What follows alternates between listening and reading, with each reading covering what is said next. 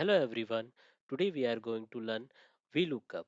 Whenever if you are dealing with any formula in Excel, just give is equal to and start with that formula.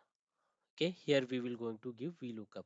After giving VL, here you can see VLOOKUP is popping up.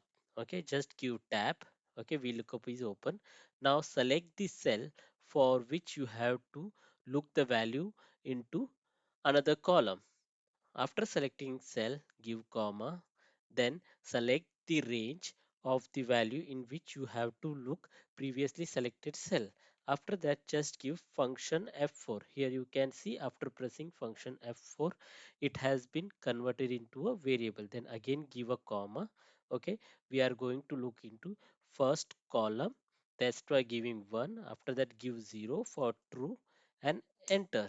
Here is the value. Here you can see default employee in B2 cell is present in the employee ID column. Thank you.